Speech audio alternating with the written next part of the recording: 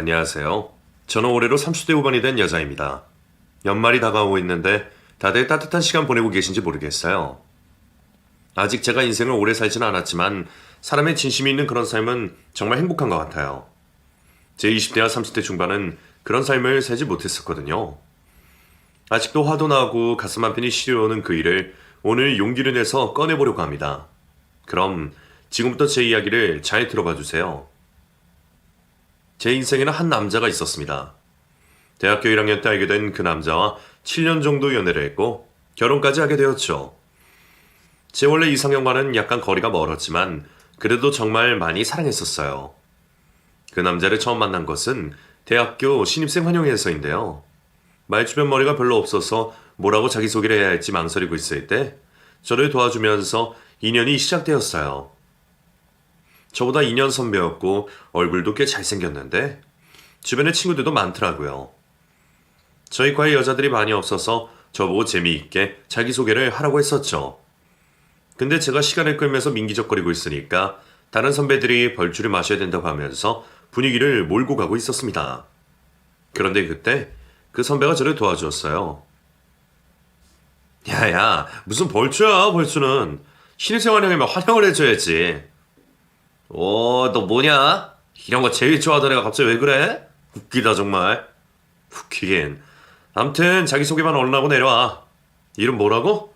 김소희? 오케이, 접수. 저는 그 선배 덕분에 어색한 분위기를 모면하고 무사히 자기소개를 마칠 수 있었어요. 그날 다른 친구들은 벌주로 못 마시는 술을 몇 잔씩 마시기도 했고 엉덩이로 이름 쓰기 같은 것도 하고 막 그랬었거든요. 얼마나 고마운지 그 자리가 끝나자마자 그 선배에게 고맙다는 인사를 건넸습니다. 저기 선배님, 너무 감사해요. 응? 뭘? 뭐가 감사해? 난 아무것도 감사할 일을 한 게 없는데. 아니, 그냥 제가 좀 그런 걸 잘 못해서. 야, 무슨 그런 걸로 감사하냐? 특별한 거 아니니까 의무부여하지 마라. 무심한 듯 툭 내뱉는 말을 하는 그 선배가 이상하게 멋져 보이더라고요. 저는 그날 이후 그 선배를 유심히 관찰하게 되었어요. 같은 수업에도 듣고 있었기 때문에 더더욱 그 선배와 마주칠 일이 많았죠. 선배 주변에는 항상 사람들이 많이 있었습니다. 과 분위기를 이끄는 무리라고 해야 할까요? 아무튼 그 선배를 중심으로 흘러가고 있었던 것 같아요. 몇 차례의 술자리에서 자연스럽게 그 선배와 친해지게 되었어요. 그리고 제 친구는 그 선배를 짝사랑하게 되었고요. 저보다 성격이 더 쾌활하고 솔직한 그 친구는 머지않아 그 선배를 좋아한다는 티를 동네방네 다 내고 다녔습니다. 그래서 과 사람들은 제 친구가 그 선배와 마치 무슨 관계라도 된 듯이 서로를 연결해 주려고 했고 웬일인지 저는 그게 너무 신경이 쓰였었어요. 숨기는 것 없이 지내던 그 친구는 제게 말했어요. 아무래도 그 선배도 나 좋아하는 것 같아. 안 그래? 그 선배 친구가 하는 얘기 들었지? 막 나 가리키면서 잘해보라고 부끄러움 탄다고 막 그랬었잖아. 그랬어? 너도 봤잖아. 본인이 막 그렇게 이끌어가려고 하는 거. 나 그 선배 너무 좋아. 무심한 척일부러 차갑게 대하는 거 너무 좋지 않아? 완전 반했잖아. 이렇게 나의 대학생활 첫 번째 연애가 시작되는 건가? 제 친구는 마치 그 선배와 사귀기라도 한 듯 제게 말하더라고요. 계속 그런 얘기를 들으니 너무 짜증이 났었는데 그 이유가 제가 아마 그 선배를 좋아했었던 것 같아요. 나중에서야 그걸 깨닫게 되었고 그걸 알게 된 순간 제 친구는 아주 많이 제게 화를 냈습니다. 저보고 배신자라느니 어쩐다느니 하면서 얘기를 하는데 왠지 조금 미안하기도 했고 그렇더라고요. 몇 달 후 그 친구는 그 선배에게 직접적으로 자신의 마음을 고백하면서 사귀자는 말을 했는데 선배는 단칼에 싫다고 했답니다. 마음에 두고 있는 사람이 있다고 하면서요. 결국 그 사람이 저라는 사실을 선배가 폭로했고 그 후로 한 달 후 그 선배는 군대를 가게 되었습니다. 그 일이 있고 나서 친구와는 완전히 관계가 멀어졌어요. 많이 충격을 받았는지 한동안 술을 마시면서 힘들어했더니 결국 수업도 제대로 나오지 않아 성적도 개판이 되더라고요. 남자 하나 때문에 친구와 이렇게 안 좋은 사이가 되고 나니 마음이 많이 힘들었어요. 하지만 사람이란 정말 신기해요. 그 친구를 그렇게 놔둔 채 저는 선배와 좋은 인연으로 시작하게 되었습니다.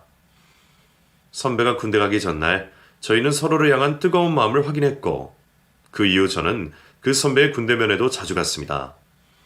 편지와 선물도 보내주고 면회도 자주 가고 정말 그야말로 지극정성이 따로 없었죠.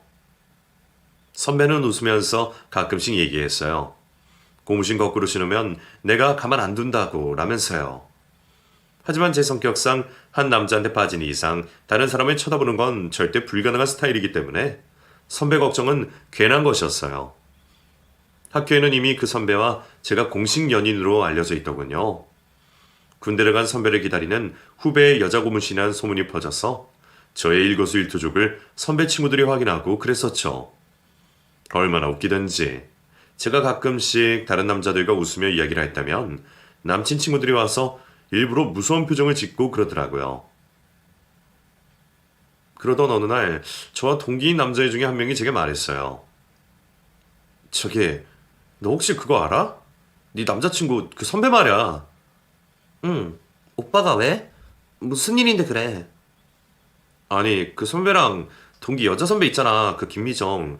그 선배가 저번에 네 남친 면회 가서 하루 자고 왔다더라. 너 그거 아나 해서. 뭐라고? 그게 무슨 말도 안 되는 소리야. 난 처음 듣는데. 너 빼고 선배들 사이에서 둘 사이가 수상하다고 소곤소곤대는 것 같으니까 너 조심해. 제 친구의 말을 듣고 저는 너무 당황했어요. 워낙 선배가 인기도 많기도 했지만 그 선배를 좋아하는 여자 선배들도 몇몇 있었다고 들었었거든요. 그런데 남자친구 면회를 가서 자고 오다뇨. 정말 상상을 초월할 일이었죠. 너무 당황한 마음에 남자친구에게 전화가 오자 직접 대놓고 물어봤어요. 그랬더니 남친은 맞다고 얘기를 하면서도 아무 일이 없었다는 거예요. 오히려 버럭 화를 내면서 자신을 이상하게 보는 제가 더 이상하다고 했습니다. 저는 너무 화가 나서 당장이라도 그 여자 선배한테 쫓아가려고 했지만 또 막상 가서 따질 수 있는 성격도 아니었기에 혼자 마음속으로 끙끙 앓기만 했었네요. 저는 늘 그런 식이었어요. 어렸을 때도 말도 안 되는 억지를 부리면서 엄마한테 저를 나쁘게 얘기한 동생에게도 아무 말도 하지 못했었고 학교에서도 친구들이 제가 험담을 했다며 나쁜 식으로 몰아갔을 때에도 바보처럼 그냥 가만히 있었어요. 아니라고 당당하게 얘기도 못하는 제 자신이 답답하기도 했지만 일을 크게 만드는 것도 싫어서 참았어요.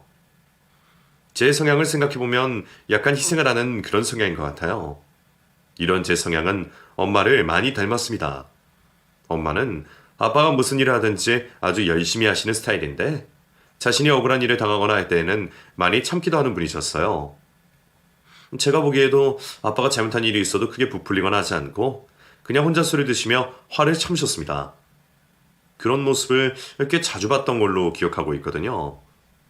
엄마와 저는 세상에서 가장 친한 친구 같은 사이였습니다. 마트나 등산도 같이 갔고 사우나도 늘 함께 가는 너무나 가까운 모녀 시간이었죠. 가끔 보면 딸들이 크면서 엄마와 다투고 하는 경우도 있는데 저는 절대로 그런 적이 없었을 정도였으니까요.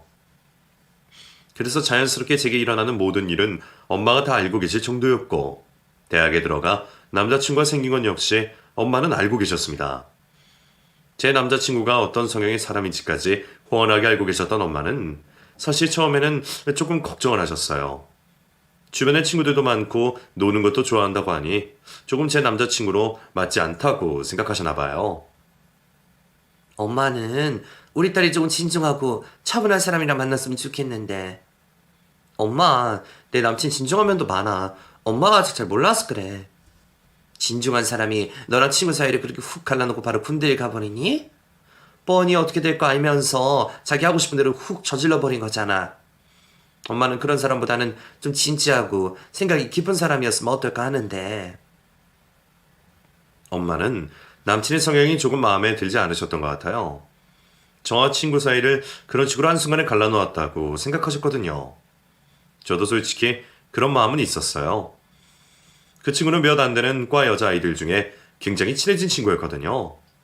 제가 부족한 것도 많이 도와주려고 노력했고 서로 미래에 대한 얘기도 하면서 잘 다녔었는데 그 친구와 멀어진 것이 왠지 조금 아쉽기도 했습니다. 사실 제가 남자 하나 때문에 친구와 멀어지게 될 것이라고는 상상도 하지 못했었고요. 하지만 이미 지난 일이 되어버렸고 저는 아쉬운 마음은 접어두고 연애를 했습니다. 그리고 2년여의 시간을 기다린 끝에 남친이 제대를 했죠. 저는 그동안 못 만나고 그리워했던 남친을 매일같이 만났습니다. 그러면서 예전에 남친에게 휴가를 가서 1박을 하고 왔던 여자 선배와도 자리를 함께 하게 되었죠. 남친은 정말 그 선배와 굉장히 친한 사이인 것 같더라고요. 여자친구인 제가 있어도 장난처럼 어깨동무도 하고 수위가 높은 말장난도 서스럼 없이 쳤어요. 예전 일도 있고 좋지 않은 감정에 그런 모습까지 보니 더 이상 참을 수가 없어서 저희는 크게 다투게 되었습니다. 오빠, 아무리 친한 친구 사이라도 너무한 거 아니야? 내가 그 언니 때문에 신경 쓰는 거 뻔히 알면서 아까 술집에서도 어떻게 그럴 수가 있어? 야, 우리는 정말 그냥 진짜 친구라고. 뭐라고 더 해서 설명을 해야 돼? 아무 일도 없었다니까? 그냥 그때는 걔가 또 술이 취해서 몸을 못 가누니 집에 보낼 수가 없었어. 그래서 어쩔 수 없이 재운 거야. 그럼 그 겨울에 술이 취해서 정신을 못 차리는 친구를 두고 가버리냐? 그래도 싫어. 이건 어떤 여자로도 이해하지 못할 거야. 그러니까 오빠도 앞으로는 절대 그 선배랑 너무 친하게 지내지 마. 저희는 그렇게 크게 한번 다투었고 저는 그 이후로 남친 행동을 더욱 유심히 살폈습니다. 가만 보니 남친의 성향은 겉으로는 차가운 척을 하면서도 여자들을 뒤로 잘 챙겨주더라고요. 그래서 주변에 친구들도 많고 또 좋아하는 여자들도 있었던 것 같아요. 그러던 어느 날 또 제 동기 남자애가 의미심장한 말을 제게 하더라고요. 야, 너 저 선배랑 그렇게 꼭 계속 사귀어야겠냐? 사람 보는 눈이 그렇게도 없어? 뭐라고? 너는 꼭 그러더라. 왜? 내가 저 선배랑 사귀는 게 그렇게 싫어? 너한테 피해주는 것도 아니잖아. 근데 왜 그래? 저번에도 그러더니. 남자는 남자로 보면 안다니까? 너 저 선배 친구들이랑 어디 다니는 줄 알아? 내가 본 것만 해도 한두 번이 아니라고. 너한테는 집에 간다고 해놓고 다른 데 다니고 이런 적이 정말 많다니까? 무슨 말도 안 되는 소리야. 나한테 그런 말 하지 마, 더 이상은. 우리 오빠 그런 사람 아니라고. 저와 동기 친구는 몇 번이나 제게 이런 식의 말을 했었습니다. 저는 그 자체가 너무 짜증이 났었어요. 도대체 왜 나한테 이런 말을 하는지도 모르겠고 괜히 남친과 제 사이를 헤어지게 만들려는 걸로 착각하고 있었어요. 하지만 정말 얼마 후 남친이 저를 속이고 친구들과 함께 나이트에 가서 여자들과 놀았다는 말을 또 다른 친구들로부터 들었습니다. 그날은 제게 몸이 좋지 않아서 집에 일찍 가서 쉰다고 얘기했던 날이었거든요. 큰 배신감에 쌓여있던 저는 너무 많이 화가 나서 남친과 헤어질 생각까지도 했던 것 같아요. 하지만 남친은 저를 찾아와 무릎까지 꿇고 빌었고 저는 또 거기에 넘어가게 되었어요. 제게 이 남자는 첫 남자이자 인생의 마지막 남자라고 생각했었거든요. 아마도 제가 남친을 너무 많이 좋아했던 것 같아요. 생각해보면 신입생 환영회 때부터 저는 남친을 주시하게 되었고 그때부터 마음이 점점 커졌었거든요.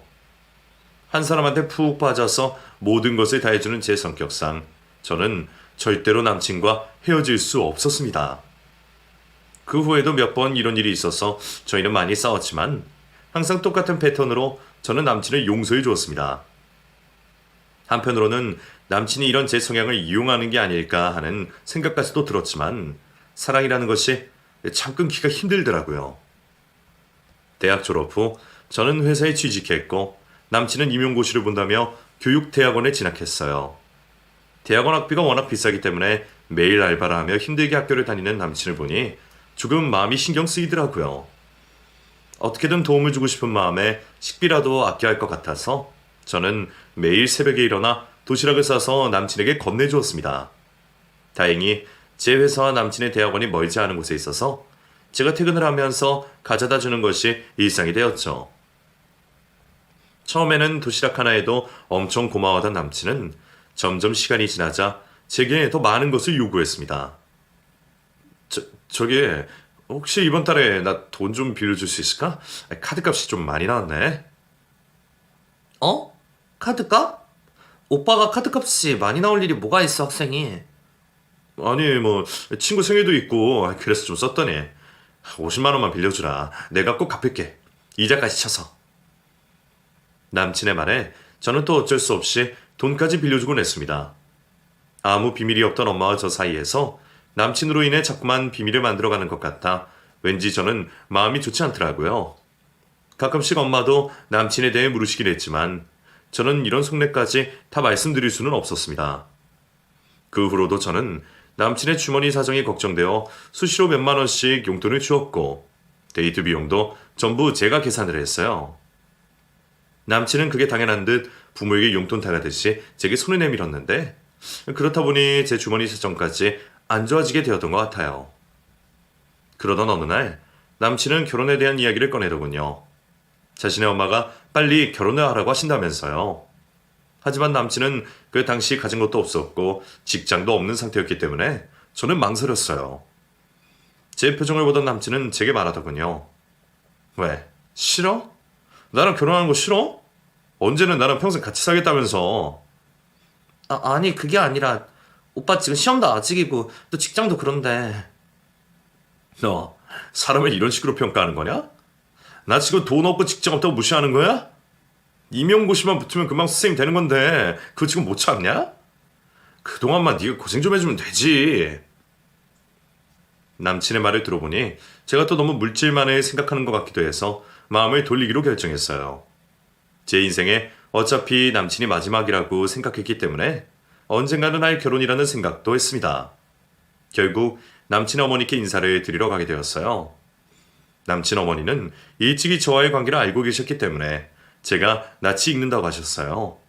그러면서 제게 고맙다고 하며 조금만 고생하면 분명히 자신의 아들이 임용고시에 붙어서 선생님이 될 것이라고 했죠. 똑똑한 자기 아들이 대학원 석사까지 졸업장을 땄으니 저보고 조금만 뒷바라지하라고 대놓고 말씀하시기도 하셨습니다. 제 연봉에 대해서도 정확하게 물어보셨고 자신의 아들이 온전하게 시험 준비만 할 수 있도록 아이도 나중에 가져야 한다고 단호히 말씀하셨어요. 남친 어머니에게 인사를 드리고 난 후 친정엄마에게 모든 사실을 털어놓았어요.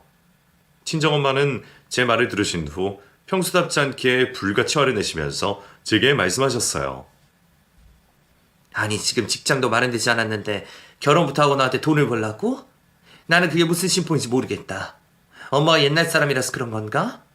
남자가 가정을 책임질 경제력이 있어야 한다고 생각하는데. 엄마 그게 있잖아.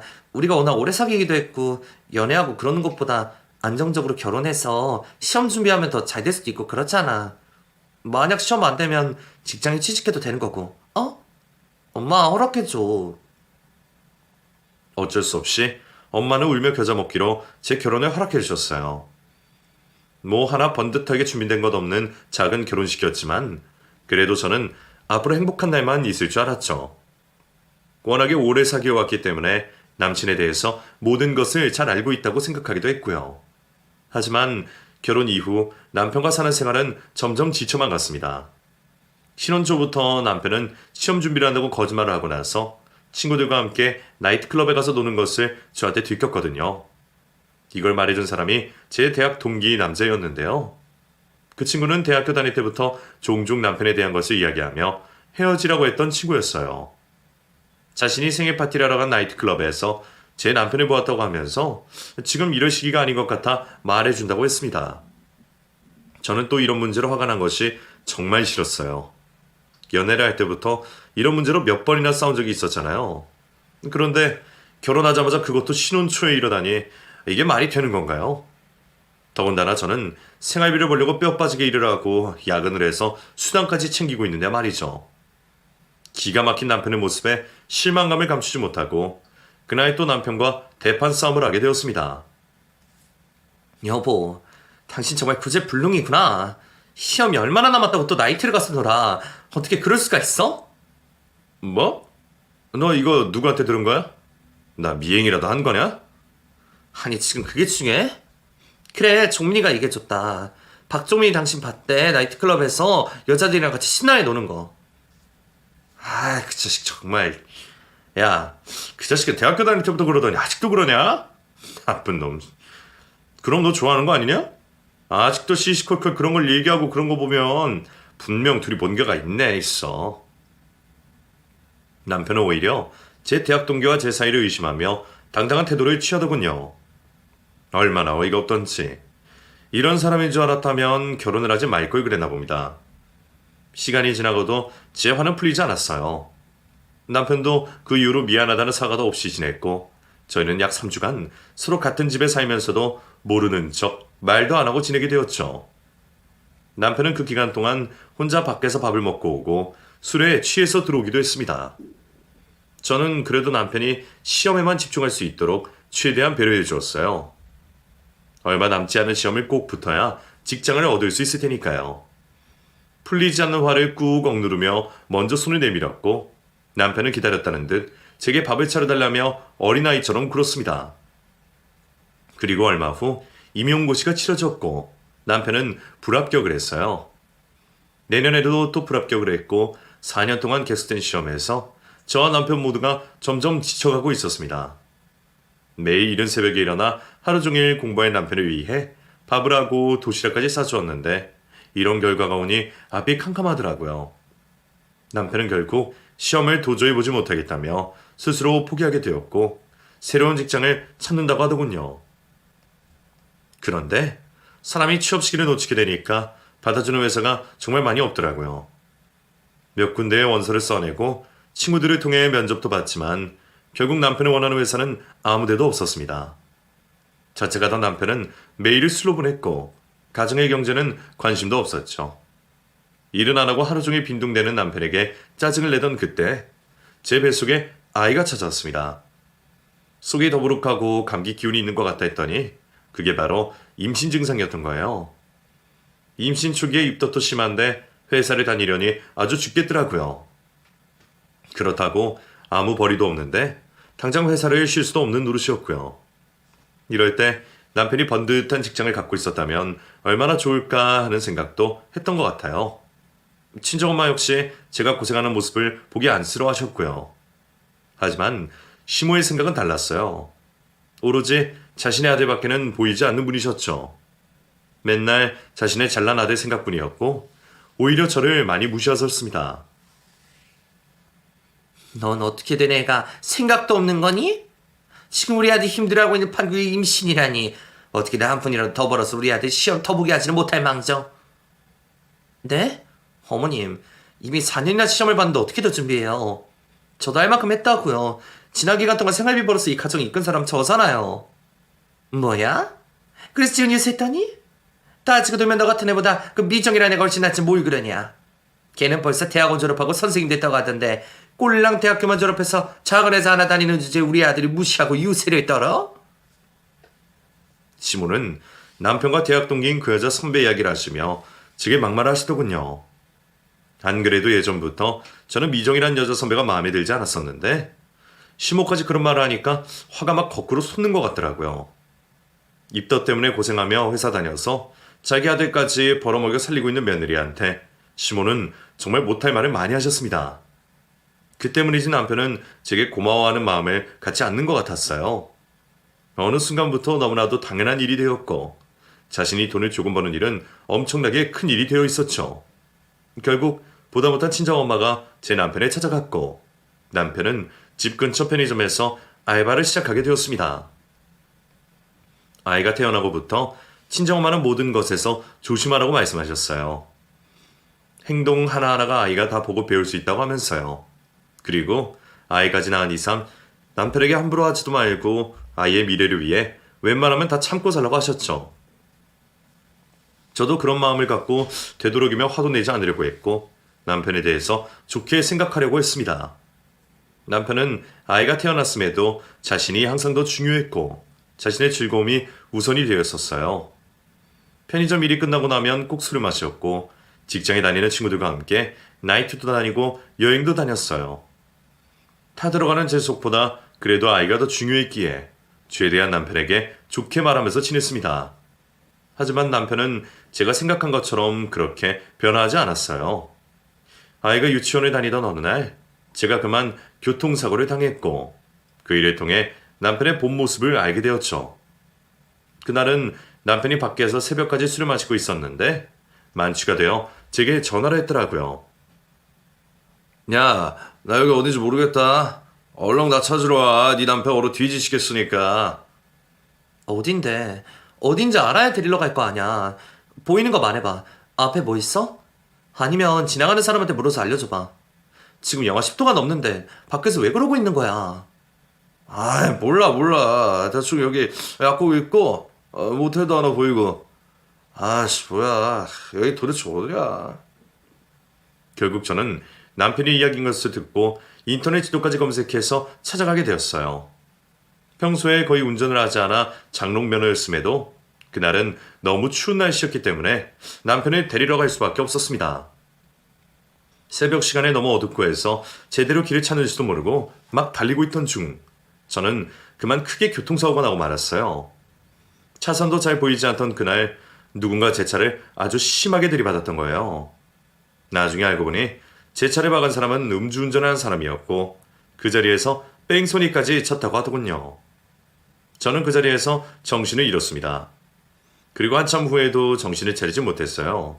누군가 사고를 신고해서 저는 곧장 병원으로 실려가서 수술을 진행했지만 의식이 돌아오지 않았었나 봐요. 친정엄마에게 나중에 들은 말로는 제가 혼수 상태에 빠져서 중환자실에 있는 동안 정말 여러 가지 일들이 있었다고 하시더라고요. 병원에서 연락을 해도 남편은 연락이 되지 않았는데 나중에 알고 보니 혼자 모텔에 들어가 잠을 자고 있었고 제가 사고가 났다는 사실도 다음날 오후나 되어서야 알게 되었다고 해요. 그리고 초상집이 된 친정엄마와는 다르게 남편과 시모는 제가 마치 골칫덩어리라도 된 듯 대화를 나누었다고 합니다. 제가 혼수 상태에서 희미하게 정신을 차렸던 그날 그 순간을 아직도 잊지 못해요. 친정엄마가 제 눈앞에 처음으로 보였고 눈물을 흘리며 기뻐하고 계셨어요. 제게 뭐라고 말씀을 많이 하셨는데 저는 잘 알아듣지 못하고 한참 후에나 알아들을 수 있었죠. 눈은 떴는데 온몸이 제대로 움직이지 않았고 말소리도 잘 들리지 않았습니다. 의사와 간호사들이 제 곁에 왔고 뭔가 검사라는 것은 정확히 기억을 해요.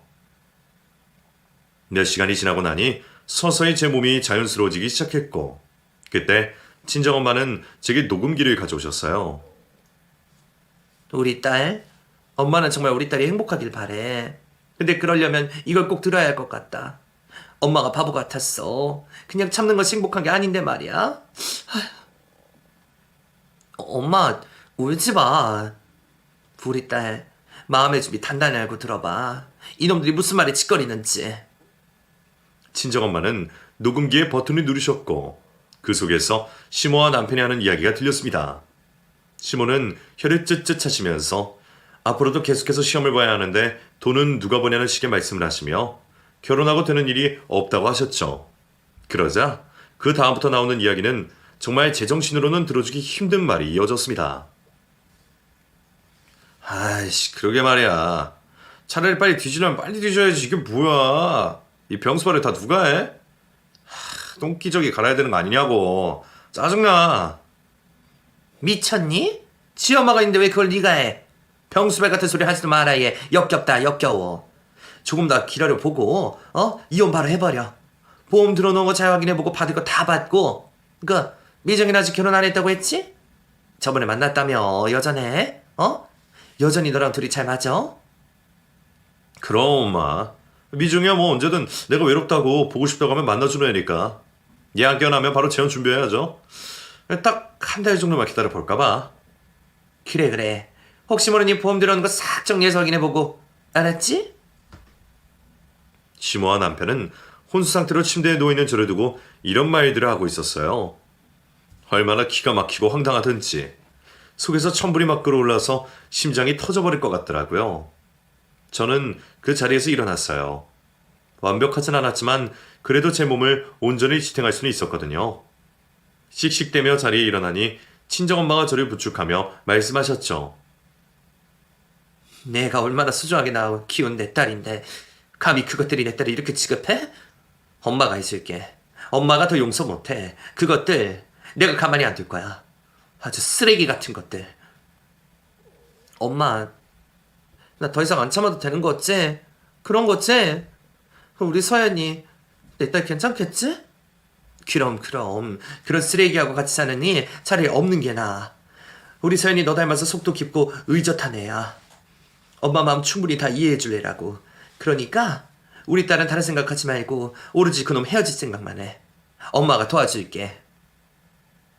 저는 그렇게 친정엄마와 굳은 결심을 했고 곧이어 남편을 찾았어요. 제가 깨어났다는 얘기를 듣고도 전화만 하고 병원에 오지도 않는 인간이 일하는 편의점으로 찾아갔죠. 그래, 너 이놈 잘 왔다. 잘 만났어. 이런 버러지 같은 인간, 너 오늘 죽어봐라. 너 죽고 나 죽자. 친정엄마는 제 남편을 보자마자 멱살을 잡아 흔들며 이성을 잃으셨습니다. 아니, 이거 왜 이러세요? 정말 이거 놓으세요. 정말 뭐야, 무식하게. 그래 이놈아, 나 무식하다. 내가 말했지, 제발 가족에 충실하라고. 한 번 기회를 줬잖아. 적당히 하고 집에 충실해야지. 다른 인간은 몰라도 너는 그러면 안 되지. 우리 딸이 너 시험 뒷바라지 한다고 그 개고생을 했는데 네가 어떻게 이래, 어? 이 벌레만도 못한 인간아.